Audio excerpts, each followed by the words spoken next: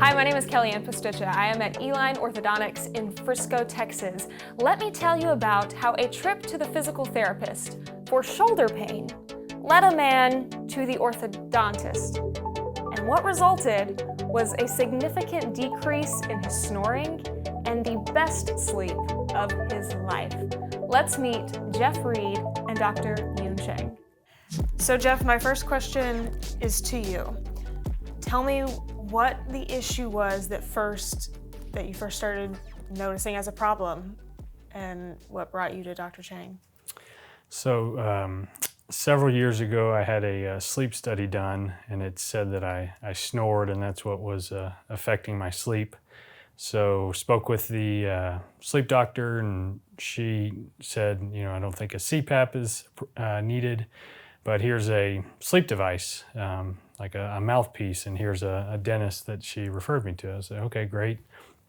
Went and saw the dentist.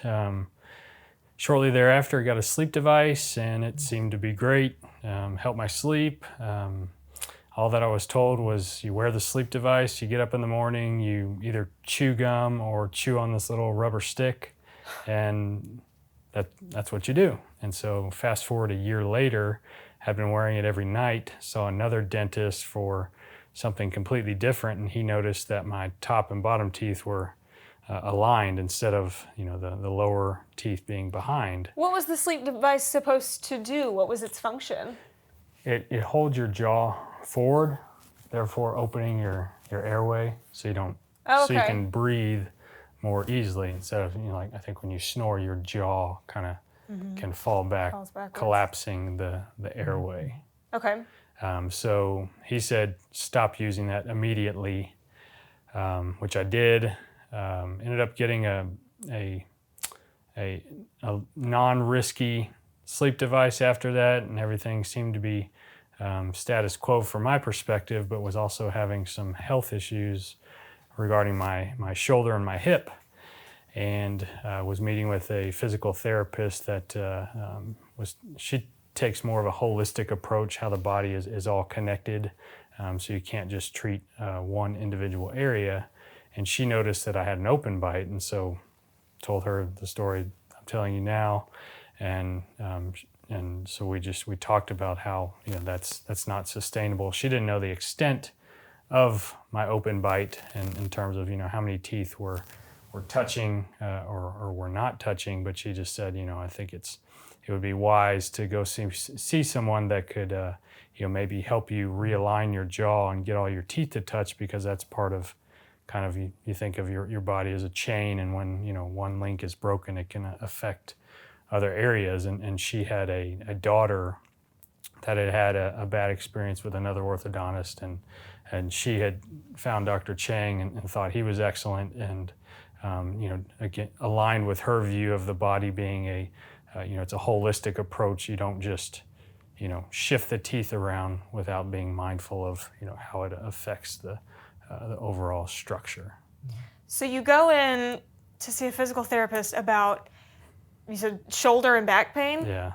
And she tells you, go check your teeth? Yeah. That's probably not what you thought you would hear from her, right? Yeah, it wasn't, but I mean, I've just been involved with sports, and it's not my career now, but I've always been fascinated with the body and understand and learning how things are interlinked. And so just her saying that, I didn't think it was crazy. I had never I didn't know orthodontists work that way in terms of taking more of a holistic approach. And aesthetically, my teeth were straight, and I had braces when I was 10 to 12 years old, so I didn't I didn't think I needed braces, and I wasn't cognizant of an open bite.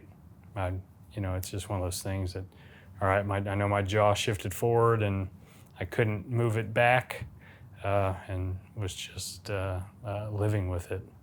So I didn't really know the extent of it until I saw Dr. Chang, and he was looking at it and just showed me how only 2 teeth on each side were touching, and you don't have to tell me much to know that that's not sustainable, right? We're made with all of our teeth for a reason, so to just be using 2 teeth to chew is that's not gonna that's not a lasting.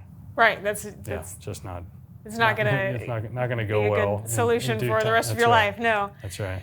And so, Dr. Chang, let's get to you. You said this is not his case is not an isolated kind of case, and in fact, this is something that a lot of, particularly men, you said have an issue with. Tell me about that. Yes, there are a lot of men with a diagnosis of a mild to moderate sleep apnea, and many of them they go towards the dental approach, having a sleep device just like the one that you had. So these appliances position the jaw forward. The good thing is that with the jaw position forward, now you have an increased airway, and most of the time snoring decreases, and you have a easier time breathing. The downside is that through time, there's a lot of adaptation happening inside your joint, and it's not uncommon to hear patients who can no longer position the jaw back. The entire jaw comes forward and sort of stays there. Yeah, it's stuck there. Stuck there, And then, so in the morning, your jaw is pushed forward, just like Jeff said, chewing on a gum, or there's a little jig to reposition your jaw. You're kind of pushing it back slowly, and then suddenly it goes back. And then at nighttime, you wear the appliance again, and you're pushing your jaw forward. But ultimately, that produces, not every time, but throughout the years, I've seen quite a few people having open bite. And then the open bite is sometimes so much to the certain extent that is very dramatic. The everyday things like even brushing the teeth, it becomes a big issue because patient can no longer seal the lip to keep the mouth inside keep the water inside the mouth. Inside their mouth. Mm-hmm. Exactly. So I've seen those cases as well. What is that risk something that is addressed when giving these sleep devices? I'll say yes, in a way, because in that consent form that a patient signs to get sleep appliances, there's always a clause saying that there will be dental changes. And one of the dental changes may be open bite. Mm-hmm. But of course, it's something that you not always have it. So maybe the emphasis is not in there. Yeah. Maybe the emphasis is improving your health. The emphasis is on breathing, because it's really affecting your health dramatically. So many people, even though they see this clause, they're okay going through the treatment because it's really causing a big problem in their marriages. Mm-hmm. Many of these people, they snore a lot. So they want to take care of that situation first. Did you know about the risks beforehand? And I didn't. You didn't? No, I looked back, and this was a dentist that I got referred to, so didn't have a relationship, and kind of shame on me to not do my due diligence on talking to him and even getting other opinions, because he had. I thought it was odd when I asked him if he had one. He said, "Yeah, I use it a couple times a week." And it's like, okay, then so as after the fact, it's like, okay, well, why wouldn't, if it helps him, why wouldn't he use it every night? Mm-hmm. And regularly. So he didn't communicate the risk, and so the dentist that made, it was just kind of like this jig that the dentist called it, that would hold my mouth open, right? It wouldn't move my jaw. They made for me to help me, try to still get kind of the results of something like that, where it just opens up your airway.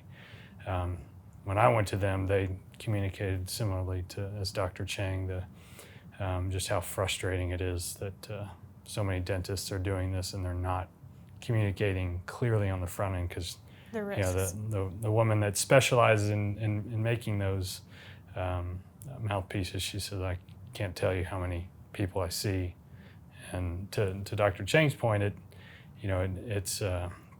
it's powerful, and I wore mine for 1 year, and so if I would have worn it for 3 years, I don't know how far my jaw moved, but in 1 year's time, my teeth were aligned, and so I can guarantee you in another one more year, it would have been. They would have been overlapping. Yeah, and so, which would make it all the more complicated. Mm-hmm. And double the time to fix. Yeah, probably.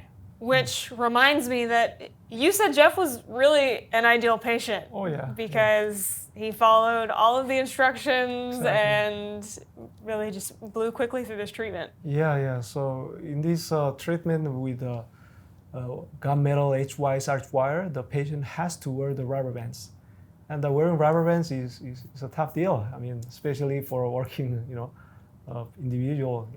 Having rubber on the front while you are talking in public is tough. But as you were able to do that, we were able to move, especially the motors, really quick. So in a matter of months, we've seen the open bite close. Obviously, we took almost 2 years because I had to do some more detailing on other areas. Mm-hmm. Okay. So you're done with treatment though, right? Yeah, just retainers. Just the retainers Yeah, now? yeah. And is he still an ideal patient with Oh, keeping yeah. up with his retainers? Absolutely. Yes. So what's the outcome with your sleep though now? If you're not using that device, are you back to snoring? Are you sleeping well?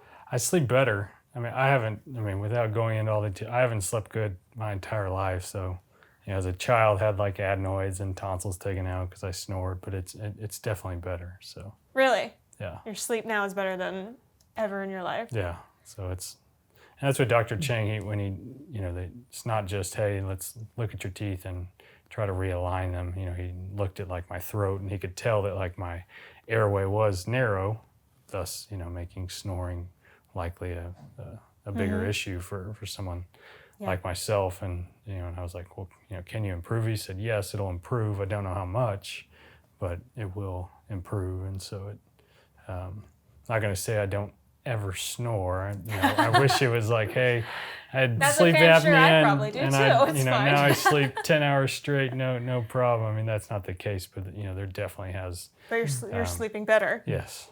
So A definite noticeable improvement. Yeah. And so, I saw Dr. Chang because yes, sleeping was, anything that I view as a good option to help my sleeping, I'll, entertain that. But it, was more of, all right, taking that holistic approach that when all of your teeth, Stephanie, the physical therapist, she talked about, when all of your teeth are hitting how they should, that kind of closes that chain in your system, so provides more stability in your body. And then, I'd say the main reason is, if two teeth are hitting on each side, it's kind of you got to do something. You got to do something because you're only chewing with two teeth. You're only at rest with just those two teeth touching. That's not and so sustainable. and then just knowing that the complexity of what had gone on with my jaw, that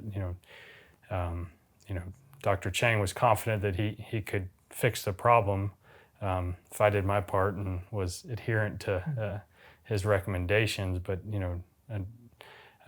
really the other option would be to have surgery and have my jaw broken and then have quote unquote regular braces, which I would be more than happy to have a lot of rubber bands and thicker wires than to go and through. A broken jaw. And that's absolutely not your philosophy. You would say that would be not a great recommendation to have that surgery. Why is that? Tell me about your thoughts on that. Just like Jeff, I mean, this problem happens because there was environmental change. There was a reason the teeth did perfect in the sense that it adapted to the new environment, adapted too well, I would say. So if you reverse that environment, the jaw, the teeth, everything should go back to the original state. And that's what orthodontic treatment should aim for. However, having said that, typical orthodontic treatment is extremely hard to do certain movement of your motors. Whereas with this technique, the gunmetal HY arch wire, or traditionally known as the multi-loop HY arch wire, can move those lower motors in to allow contacts on the forward teeth every time. And then suddenly your jaw is able now to adapt forward and counter-rotate in the opposite direction. And something else just to chime in, I thought was interesting when I met with Dr. Chang a couple of weeks ago and just asking about retainer. I'm fine wearing it every night. He said, actually, I'd like you to wear it, every other night and, lessen, which, just thinking about that more later, and, it makes sense that if you're kind of realigning your body into more of a equilibrium state, things would stay. And I contrast that to someone that I know that had the jaw surgery and then braces, and she's got a permanent retainer on the bottom. And to Dr. Chang's point, it's a much more unnatural route, and therefore that permanent retainer is there because the body is trying to, find that equilibrium versus, his method is, it's more holistic, and you can get your body into more of a equilibrium state. Therefore, it's not going to be fighting against. It's like, hey, the teeth want to move this direction or want to move that direction, and you have to fight it with a permanent retainer. So I thought that was interesting. Yeah, you mentioned something really, really interesting, because still today, many orthodontists believe in the fixed retainer, the wire, believing that that will hold the teeth in place. Yes, it can hold those 6 teeth in place, but they can still flare. They can still move back in the entire whole block of 6 teeth, go back, because they are still prone to the forces that we place into our teeth, lips, tongue, or the way how you move your muscles of the jaw. All that affects to the position of the teeth.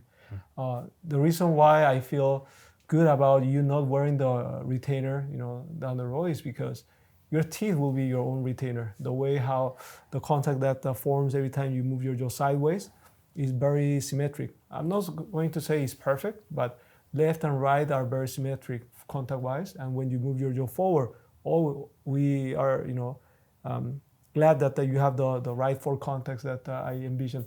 And I use the word glad because not in all the cases you can achieve that, because it's related to the anatomy of teeth as well. In your particular case, your anatomy is ideal. Your left and right are very similar, so I was, able to achieve that. Whereas other patients, even though I try my best, it's impossible to do that. It's just there are so many differences in the left and right side. Gotcha. And these devices that started this problem for you, this is not just a men-only problem. I mean, this is men and women both. So if there's anybody watching who's had a similar situation to Jeff, what do you recommend for them? So going to your first point, this is sleep apnea is not a problem of a male, right, with a thick neck. That's what we believe, but a significant percentage affect females and with a small body shape for some reason. So on those patients, having sleep appliance is one solution to it, or maybe temporary solution. But I would say to consider orthodontic treatment with the mind of getting as a main objective function, getting a jaw position where it's stable, and then those lateral movement, all the functional movement of the jaw being within the envelope of function. Dr. Chang, Jeff, thank you for having this discussion with us today. Thank you. Thank you. We are again at Eline Orthodontics in Frisco, Texas. Thanks for watching.